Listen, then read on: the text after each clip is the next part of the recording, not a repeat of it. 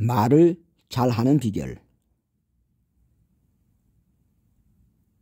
말을 잘하는 사람을 보면 정말 부럽다. 말 잘하는 것을 타고난 것일까?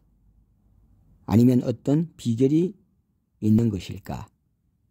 비결이 있다면 그 비결은 어떤 것이 있을까? 하지만 말을 잘하는 비결에는 특별한 방법은 없다. 그냥 신문이나 서적, 인터넷 등에서 우직하게 정보를 수집해서 자기의 것으로 만드는 것이다. 요즘은 인공지능을 활용하면 자신이 필요한 정보를 얼마든지 얻을 수 있는 시대가 되었다. 그러나 이러한 정보의 홍수 속에서 가짜 정보도 무수히 난무하고 있기 때문에 정보를 수집할 때 무분별하게 받아들이지 말고 주관을 가지고 옳고 그름을 판단할 수 있어야 한다. 신문이나 방송에 따라 어떤 사건에 대한 견해가 다르다. 특히 정치에 대한 글은 더욱 그렇다. 그러므로 무엇이 옳고 그른지를 판단하여 자신의 것으로 소화해내는 능력을 배양해야 한다. 신문 기사를 보더라도 큰 제목의 기사는 제목만 읽고 작은 제목의 기사에 주목해야 한다. 사람들의 관심을 끌만한 정치나 사회적 이슈가 되는 기사는 큰 제목을 달기 때문에 사람들의 입에 회자된다.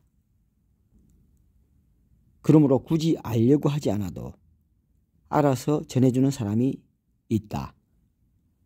정말 나에게 도움이 되는 기사는 제목도 작은 글씨로 되어 있으며 내용도 많지 않다. 그러한 기사가 나온 페이지를 통째로 찢어 보관하거나 텍스트 파일이나 PDF 파일로 스크랩한다.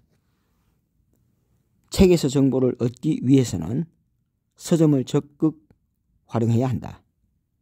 꼭 사야 할 책이 없더라도 서점에는 자주 들러라. 그렇지만 설령 마음에 드는 책이 있다고 해도 내가 필요한 정보는 일부분이다. 그렇다고 해도 책을 사는 것에는 돈을 아끼지 말아야 한다. 요즘은 인터넷 서점에서 이북으로 좀 더 싸게 구매할 수 있으며 그 책에 대한 리뷰나 개인 블로그 등에서 내가 필요한 정보를 구할 수가 있다. 텍스트 파일로 구할 수가 있다면 활용하기가 더욱 용이하다. 이러한 방법들을 통하여 필요한 정보를 다 모았다고 하자. 이제 어떻게 하면 사람들에게 알기 쉽게 전달할 수 있을까? 알기 쉽게 설명하기 위해서는 정보 수집만으로는 안 된다. 같은 주제를 아이들이나 어른들에게 혹은 전문가에게 직접 설명을 해보자. 해봐야 뭐가 부족한지를 알 수 있다. 제 발표 어땠어요? 라고 물으면 대개는 그 치레로 좋은 프레젠테이션이었어 라고 대답할 것이다. 그러니까 하루쯤 지난 후에 물어보는 것이 원하는 대답을 들을 수 있다.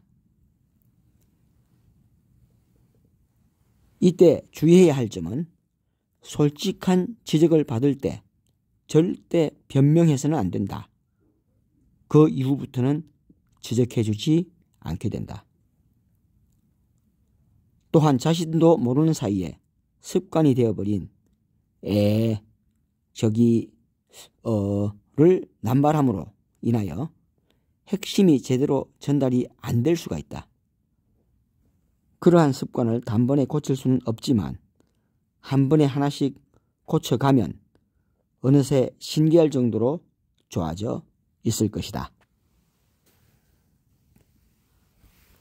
그리고 침착하게 충분한 여유를 가지고 말해야 한다.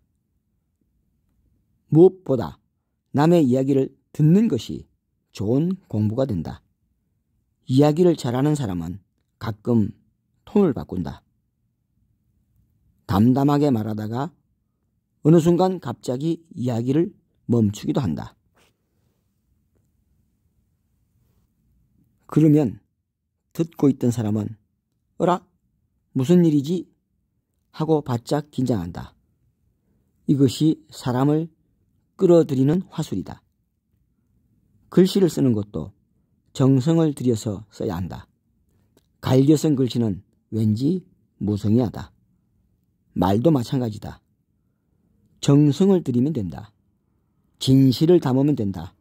그리고 듣는 사람의 눈이나 얼굴을 쳐다보고 이야기하라.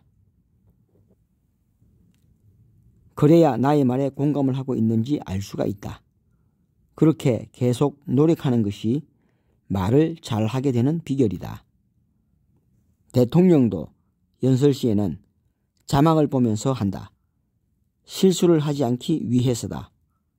조금 어색한 점도 있지만 말의 실수는 돌이킬 수 없기 때문이다. 그래서 대통령 연설 시에 자막을 띄워주는 것은 상례화되어 있다.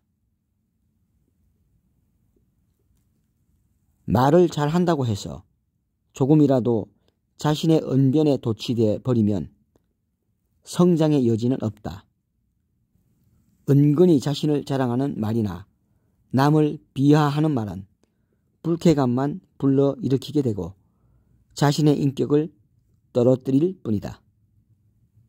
자연스럽고 가장 나다운 개성적인 화법을 만들기 위해서는 끊임없이 정보를 모으고 발표해 보는 노력을 계속하는 겸허한 마음을 잊지 말아야 할 것이다.